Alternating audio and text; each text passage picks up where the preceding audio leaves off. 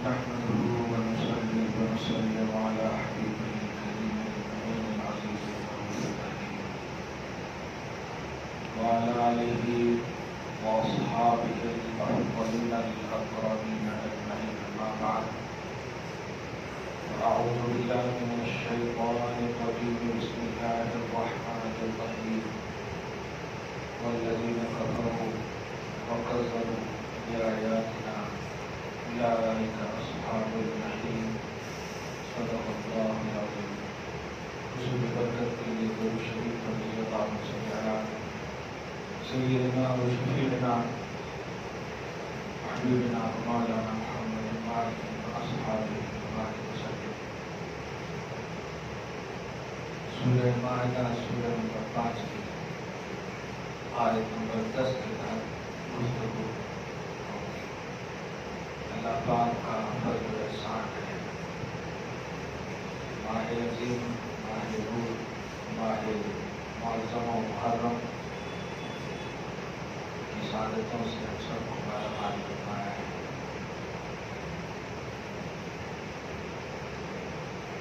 بہت ہی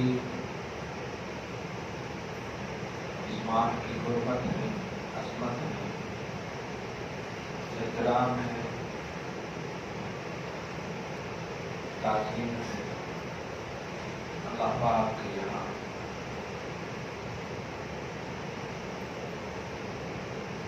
نبی اعظم صلی اللہ تعالی علیہ وآلہ وسلم عملاً شعبان المعظم کے روزے ہمیشہ رکھتے. عملی طور پر، پریکٹیکلی طور پر آقا صلی اللہ علیہ وسلم شعبان المعظم میں روزے رکھتے، لیکن حکماً روزے کی عظمتوں کو اس ماہ میں نبی صلی اللہ علیہ وسلم نے امت کو ارشاد فرمائے.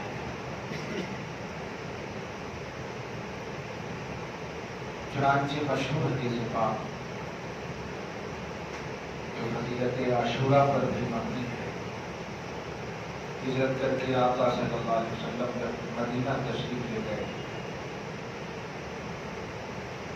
یہودیوں کو دیکھا کہ وہ عاشورہ کے روز روزہ رکھ رہے ہیں.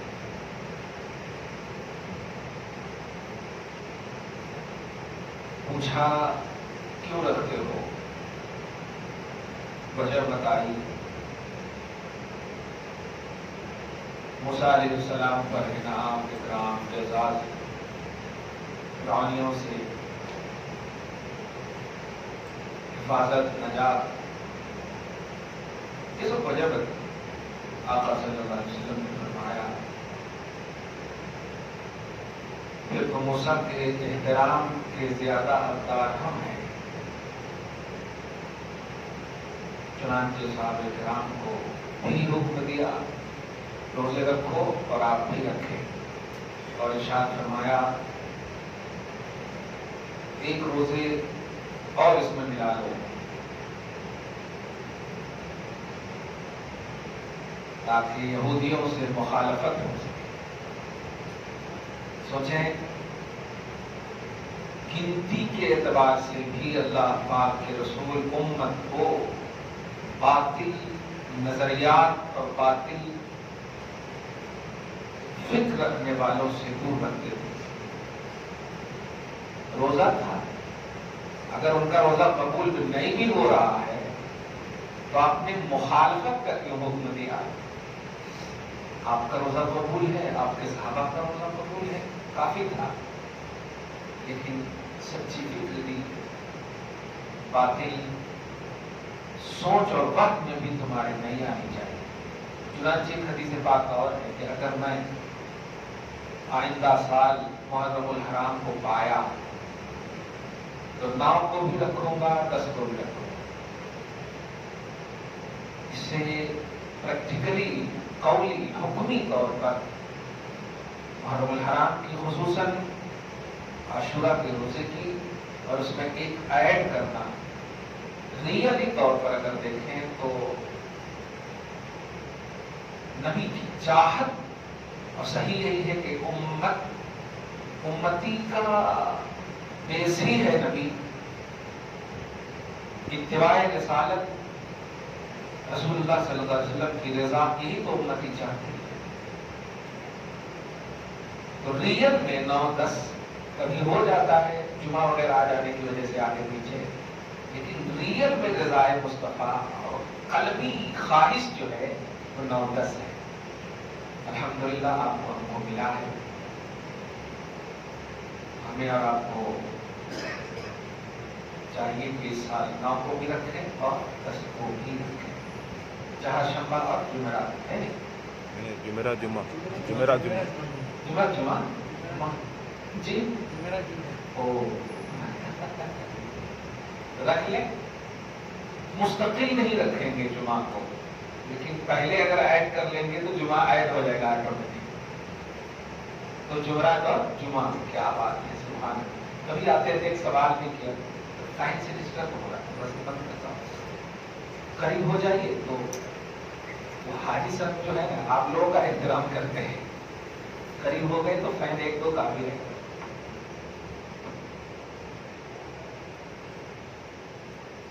جو ہمارے اوپر اگر روزہ قضا ہو تو کیا پہلے وہ قضا جو فرض روزہ ہے وہ رکھنا کیا ہے؟ میں اپنے دل کی بات کہوں، شریعت تو الحمدللہ مقدم ہے ہی بے شک۔ میں نے کہا دیکھیے قضا کے لیے دعا کروں گا کہ اللہ پاک تمہیں دن عطا کر دے، لیکن عاشورہ کی نیت سے آپ رکھو پہلے عاشورہ کا روزہ، حالانکہ یہ نفل ہے، فرض و واجب نہیں ہے، آپ سمجھ رہے ہیں؟ یعنی قضا تو فرض ہے، وہ تو کرنا ہے، کرنا ہے آپ کو، اس کی گرفت ہوگی، لیکن امید کی دنیا میں کہا میں نے کہ نہیں، عاشورہ ہی کی نیت سے آپ رکھو، اور امید ہے کہ اس کی برکت سے آپ کو ایک دن اور اللہ تعالیٰ عطا کر دے، پھر قضا بھی رکھ لینا، آپ پورا مہینے کی فضیلت ہے الحمدللہ۔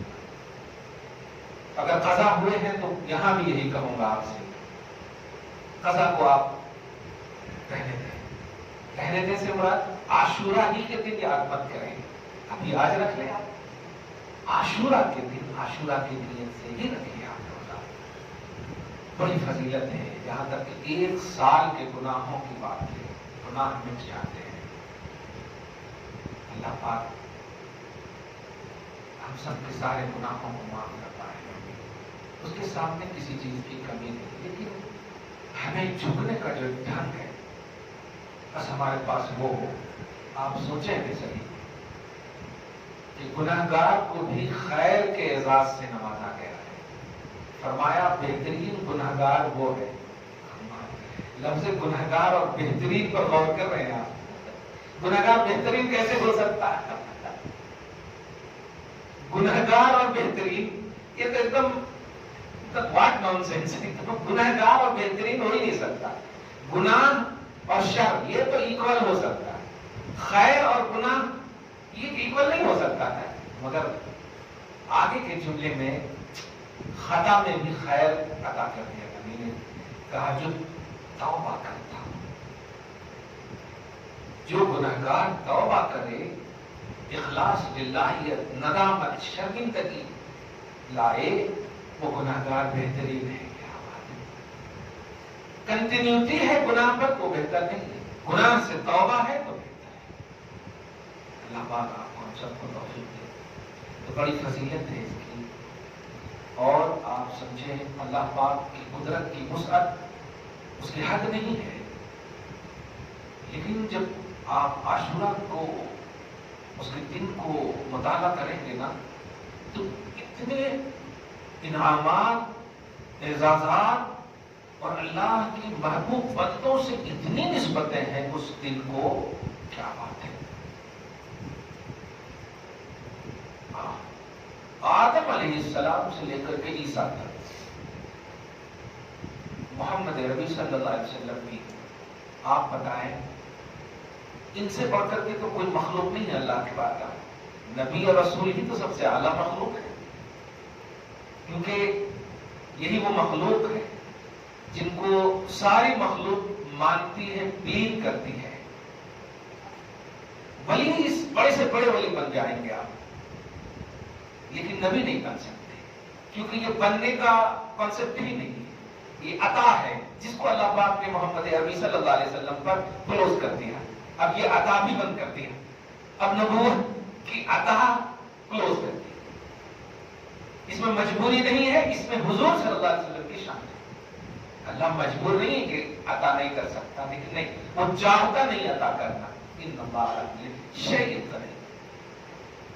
آپ ذرا بتائیں، ہر نبی کی کچھ نہ کچھ مناسبت ہے، آدم کی توبہ کا مسئلہ دیکھیں، نوح کے طوفان کا مسئلہ دیکھیں، ایوب کے صبر کے حوالے سے مسئلہ دیکھیں، جتنی بھی نبی، چنانچہ عاشورہ کی دعا میں آپ تو پڑھتے بھی ہیں نا، یہ توبہ قبول کرنے والے آدم کے، یہ نوح کو طوفان سے ہے نہیں، ان کی کشتی کو نجات دینے والے، یہ فلاں فلاں فلاں،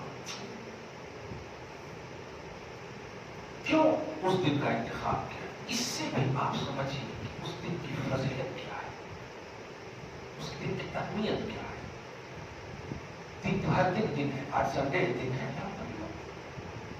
لیکن کسی اچھے کا آج انتقال ہو جائے یا اچھے سے مناسبت ہو جائے تو یہ کل کے دن سے بہتر ہے۔ اب سوچیں نا، پیر کے روز کی اہمیت سب سے زیادہ فقہاء اور علماء نے بتائی، وجہ محمد عربی صلی اللہ علیہ وسلم پیدا ہوئے، جب تشریف نہیں لائے تھے تو پیر تھا کہ نہیں، دین تو تھا نا، دن تھا، لیکن آج جو میں بتانے جا رہا ہوں یہ ہے کہ محرم الحرام کو جہاں احکام حکم مصطفیٰ اور حضور کی پریکٹیکلی زندگی سے جہاں خصوصیت حاصل ہے اور اللہ کے کرم کے انعامات کے اعزازات کے پہلو اس میں خوب سے خوب تر ہے، وہی ایک سب سے بڑی قیامت تک کے لیے جو مناسبت ہے وہ ہے کربلا کی مناسبت۔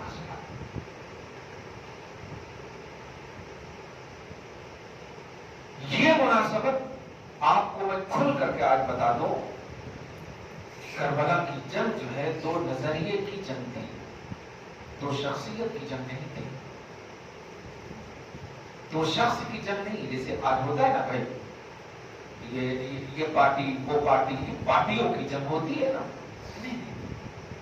ہماری حکومتی سطح دیکھیں نا، وہ پارٹی اس کو ہرانا چاہتی ہے، پارٹی اس کو ہرانا چاہتی ہے، خیر، تو وہاں جو جنگ تھی وہ حکومت کی جنگ نہیں تھی، وہ سیاست کی جنگ نہیں تھی، دھیان دیجیے گا، اور میں بھی قرآن حدیث سے اس کو بتاؤں گا، کتاب میں آپ چھوڑ دیجیے، دو نظریے کی جنگ تھی، اور وہ نظریہ کیا تھا؟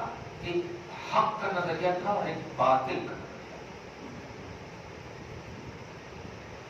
آپ بتائیں، شراب پینا حق ہے یا باطل ہے؟ باطل ہے۔ نماز چھوڑنا حق ہے یا باطل ہے؟ باطل ہے۔ جوا کے اڈے بسانا حق ہے یا باطل ہے؟ کہیں تو باطل ہے۔ مسجد نبوی کے مقدس اور معظم سما کو، کلائمیٹ کو شرابوں کی بدبو سے ہوادار بنانا، بتایا حق ہے یا باطل ہے؟ باطل ہے۔ اس تمام انڈیکس کا مالک یزید ہے۔ ایک اشارہ کر رہا ہوں، اپنی ماتھے کی آنکھ سے امام حسین نے یزید کو شراب پیتے ہوئے دیکھا۔ جب مدینہ میں حضرت امیر معاویہ کے بعد تخت نشین ہوا، کیا کیا کیا، کیسے کی زندگی میں ایک حج کی توفیق ملی ہے، بس اسے ایک حج کی توفیق ملی، اور وہ بھی جو حج کرنے گیا تھا تو شراب کے مٹکے لے کر گیا تھا، اور شعرا جو ہوتے ہیں نا، شعرا شاعر لوگ اپنے قصیدے خوانی کے لیے، محفلیں سجانے کے لیے اس طرح سے گیا تھا۔ امام حسین نے 25 حج کی ہے۔ یزید کی پوری لائف کا ایک بھی ایسا حصہ بتا دے جس میں قرآن میں بو نظر آتی ہو اس کی یا حدیث میں کہیں مصطفیٰ کی طرف سے اشارہ ہو، کس تعلق سے؟ حق کے تعلق سے نہیں۔ لیکن امام حسین کا جب انڈیکس آپ دیکھیں گے تو قرآن پاک جس پر اتر رہا ہے وہ نبی بھی، اور جس گھر میں اتر رہا ہے وہ گھر بھی حسین کی پوری پازیٹیوٹی کے ساتھ مالا مال ہے۔ قرآن کی آیت صحابہ بعد میں سنے، لیکن جس زبان سے مصطفیٰ جان احمد سنانے والے ہیں حسین اس زبان کو پہلے چوسے ہیں۔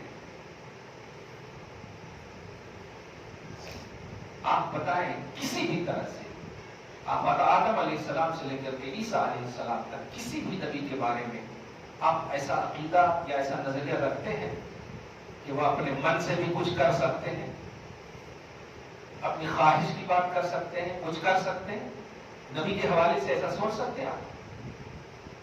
کون تو بھی نبی اپنے من سے کچھ تو بھی کر سکتا نہیں، وہ نبی ہی نہیں ہے۔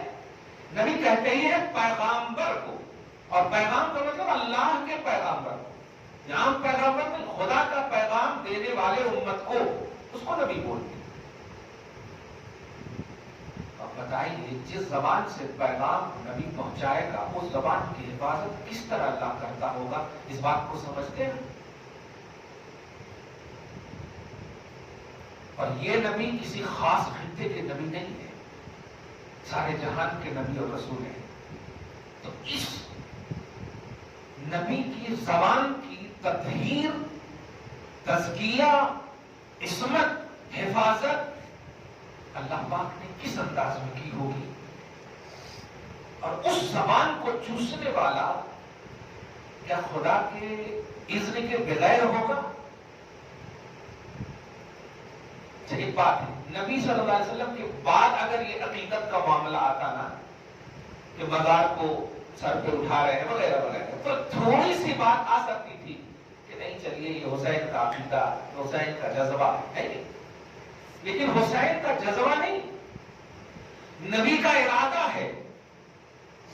حضور پاک صلی اللہ علیہ وسلم نے مطلب کھڑے ہوئے، یہ پاؤں پنڈلی ہوتی ہے نا اوپر کا حصہ، حضرت حسین کو کہہ رہے ہیں یہاں پاؤں رکھو، ہم بھی اپنے بچوں کو کرتے ہیں ایسے ایسے، تو دونوں پاؤں پہ دونوں پاؤں کو رکھوایا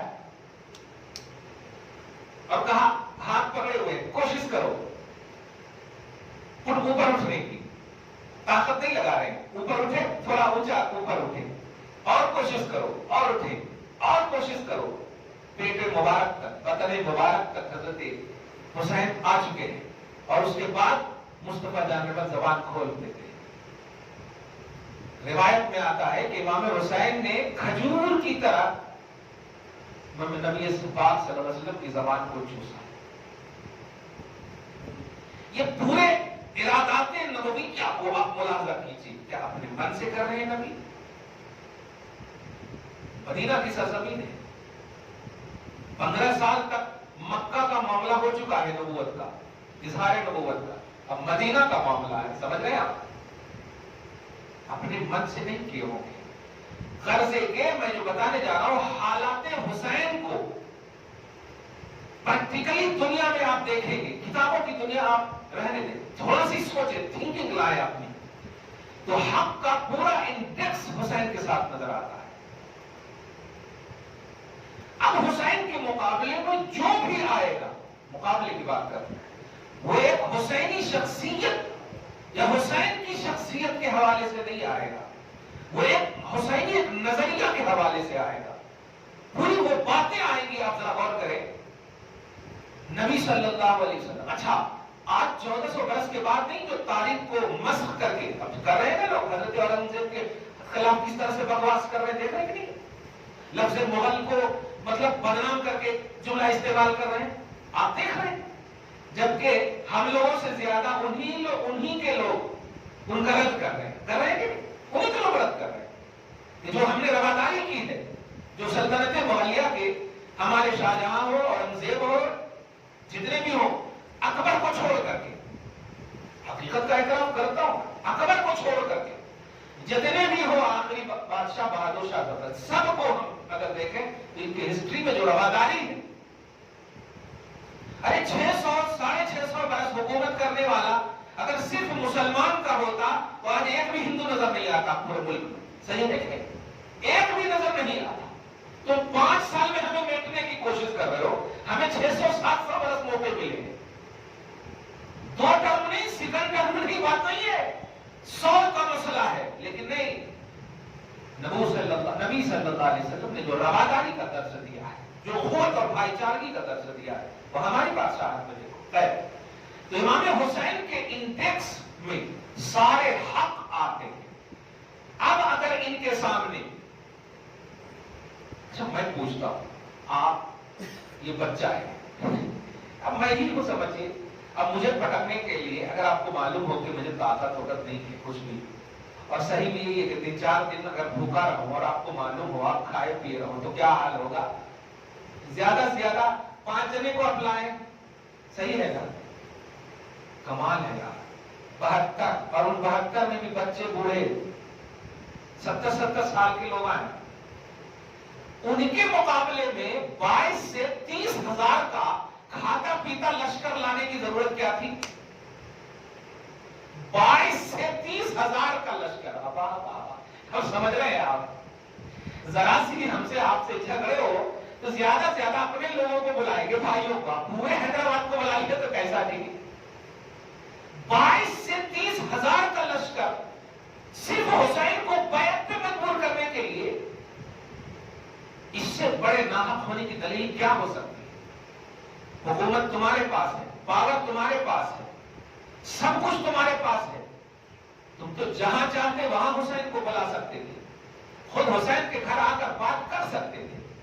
لیکن نہیں، باطل اور حق کے جو نظریے ہیں، امام حسین نہ یہ کہ صرف ہماری کتابوں میں یا ہمارے جو رائٹرز یا مورخین لکھا ہے اس بنیاد پر حق پر ہے، نہیں، اللہ کی بنیاد پر حق پر ہے، رسول کی بنیاد پر حق پر ہے، قرآن کی بنیاد پر حق پر ہے.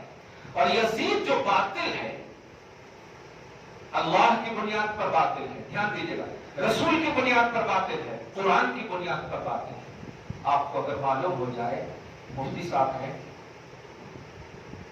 یقین جانیے کہ آپ میرے پاس فجر سے لے کے ظہر تک بیٹھے ہوئے ہیں، اور میں نے اس درمیان میں کئی مرتبہ استنجا کو اپنے آپ کو استنجا کیا. اب اگر میں ظہر کی نماز بغیر وضو کے کھڑا ہو جاتا ہوں مصلی پہ، آپ پڑھو گے میرے پیچھے؟ آپ نے مجھے دیکھا ہے کہ آپ نے وضو کیا ہے، آپ نے استنجا کیا، وضو تو ٹوٹ گیا نا. اب عقیدت کی دنیا کیوں نہ آباد ہو، لیکن حقیقت یہ ہے کہ میں نے اپنی آنکھ سے دیکھا ہے، اور جو آنکھ سے دیکھی ہوئی بات ہوتی وہ عقیدت پر بھی حاوی ہوتی ہے، وہ عقیدت پر بھی حاوی ہوتی ہے. آپ بتائیے امام حسین کیسے بیعت کر سکتے تھے یزید کی، جبکہ یزید کو اپنے آنکھ سے دیکھا تھا شراب پیتے ہوئے، اپنی آنکھ سے دیکھا تھا، اور کہا بھی کہ یہ بدبو کیسی آ رہی ہے، تو اس نے کہا تھا ملک شام میں یہ بنتا ہے، مشروب ہے. ہونا تو یہ چاہیے کہ شہزادے تمہیں پسند نہیں ہے تو میں وعدہ کرتا ہوں آج سے یہ نہیں پیوں گا، یہ ہونا چاہیے. ایک صحابی ہے، ذرا دھیان دیجیے گا، ساتھ حضرت امام حسین جن کا نام ہے حبیب بن مظاہر، 70 سال کی عمر ہے، اور حضور حضرت امام علی مقام آقا سلام اللہ علیہ کے ساتھ یہاں بھی آئے ہوئے ہیں. آپ اندازہ لگائیں، اتنا تو تجربہ بوڑھوں کو ہوتا ہے کہ کون حق ہے کون ناحق ہے، خاص طور سے دیکھنے ہوئے بوڑھوں کو اتنا تو تجربہ ہوتا نا. اب گھر میں بھی دیکھیے، اگر بیٹا غلطی کرتا اور بہو حق پر ہو تو ڈانٹ دیتا، نہیں بہو یہاں پر صحیح ہے، بیٹا تو غلط ہے. بوڑھوں کو اتنی تو ضرورت ہوتی، بزرگوں کو اتنا تو تجربہ پریکٹیکل ہوتا. حضرت امام حسین ان کے مقابلے میں اگر دیکھیں تو 15 سال سے زیادہ عمر میں وہ بڑے ہوں گے، تقریباً 10-15 سال تو ہوں گے، کیونکہ امام حسین جب تشریف لائے تھے تو 55 سال کی عمر تھی. کربلا میں جب آئے تھے، سمجھ رہے ہیں کم و بیش جو وہ 70 سال کے، کیا کریں گے وہ بتائیے. اچھا اس ایک بات اور کہہ دو، کربلا میں سب سے پہلے شہید ہونے والے یہی ہیں، اور تقریباً 40 یزیدیوں کو مارنے والے بھی یہی ہیں. سب سے پہلے بتائیے. اللہ پاک آپ لوگوں کو توانائی اور طاقت عطا فرمائے ایمان کی دنیا میں، توحید کی دنیا میں، کہ جب بھی باطل آپ کے سامنے آئے تو انہیں فنا فنار کر سکے. اللہ تعالیٰ آپ کی حفاظت فرمائے، مدد فرمائے. بڑے عاشق تھے، بڑے عاشق تھے. ان کے چہرے کو دیکھ کر امام حسین نے رات میں چراغ بجھا دیا تھا کربلا میں. عاشورہ کی جنہوں نے رات میں، صبح میں، رات میں بجھا دیا تھا، شب عاشورہ. اور بجھا کر کہا تھا کہ ارادہ یہ نہیں تھا کہ یہ چلے جائیں، بس بوڑھے ہیں کیا کریں گے، ان کے بیک گراؤنڈ، ان کے بال بچے ہوں گے، ایسا انتظار کر رہے ہوں گے، ایسا ہے. رات میں جو جملہ کہا تھا، ذرا جملہ سنیے گا کہ دیکھو اگر تم میرے چہرے کو دیکھ کر کے نہیں جا پا رہے ہو تو میں نے چراغ بجھا دیے ہیں، چلے جاؤ. میں اللہ کی قسم کھا کر کہتا ہوں مجھے کوئی شکوہ نہیں ہوگا، اور کل نانا سے شفاعت بھی کرواؤں گا، ضمانت بھی دیتا ہوں. اب اتنی بڑی بات اگر کہہ دے تو انسان کس لیے جیتا ہے؟ مغفرت کے لیے ہی تو جیتا ہے، بخشش کے لیے ہی تو جیتا ہے کہ نہیں؟ اگر اللہ آپ کو بخش دے، اس سے بڑی دولت اب کیا ہوگی؟ یہی تو دعا صبح شام کرتے آپ کہ اللہ جنت عطا فرما، جہنم سے بچا، اور اس پر آپ مہر لگ جائے تو کیا بات ہے. لیکن جب چراغ کو پھر جلایا، دیکھا کہ ویسے بیٹھے ہیں.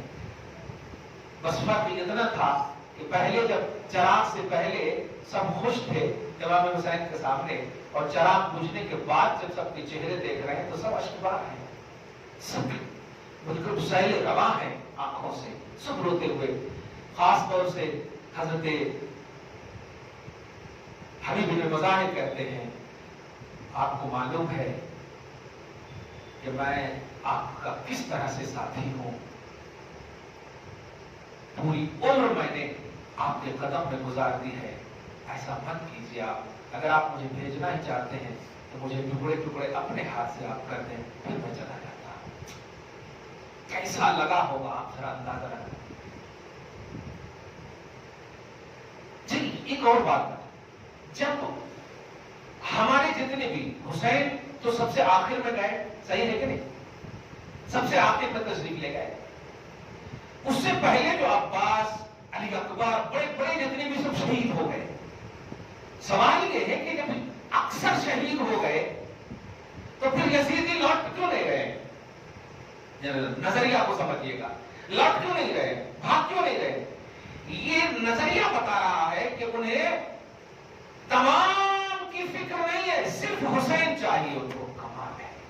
حسین کی حقانیت اس سے بھی ظاہر ہوتی ہے کہ عباس جیسے جوان کیوں نہ شہید ہو جائے، مجھے کوئی اس سے سروکار نہیں ہے، مجھے حسین چاہیے. کمال ہے. اسی لیے ایک اور نظریہ بتا رہا کہ حسین کی جب شہادت ہو گئی، سوال یہ ہے کہ طاقتور کو آپ مار سکتے ہیں، بیمار کو کیوں نہیں مار سکتے؟ زین العابدین تو ابھی موجود ہے نا، زین العابدین ابھی موجود ہے، کیوں نہیں مارا آپ نے؟ ٹارگٹ سمجھ جائیے آپ، یہ ہے حق اور باطل. پورا گھرانہ انہیں نہیں چاہیے، حسین چاہیے. حسین کی حقانیت کی اس سے بڑی دلیل کیا ہو سکتی؟ نبی صلی اللہ علیہ وسلم کا فرمان حضرت ام سلمہ کے حوالے سے کیا نہیں سنا ہوگا یزید نے؟ ہم 1400 برس کے بعد پڑھ رہے ہیں، سن رہے ہیں کہ یہ سیسی ہے، یہ کربلا کی مٹی ہے، جب یہ لال ہو جائے تو سمجھنا کہ میرا نواسہ شہید ہو چکا ہے. جامع ترمذی کی حدیث ہے. ہم آج پڑھ رہے ہیں، یزید کو نہیں معلوم ہوگا. وہ بزرگ خیش امیر المومنین کیسے ہو سکتا ہے؟ پڑھا لکھا تو یقیناً ہوگا نا. ایسے وقت میں ایک ہی جملہ بولتا ہوں، شیطان کو بھی معلوم ہے کہ میں شیطان ہوں، لیکن وہ اپنی شیطانیت سے باز نہیں آتا ہے. اسے معلوم ہے، تب تو وہ کہہ رہا ہے اے اللہ تو نے ہمیں بھگایا ہے نا، میں سب کو کڈنیپ کروں گا، سب کو بہکاؤں گا. یہ سب کو بہکاؤں گا، یہ لفظ بتا رہا ہے کہ غلط ہے، اور غلط میں کر رہا ہوں، میں غلط ہوں، اس نے اعتراف کیا. ایسے ہی اور غلط ہونے کو، اور امام حسین کی سچائی کا یقین تھا۔ خود کیوں نہیں آیا کمیشن سے؟ خود کیوں نہیں آیا؟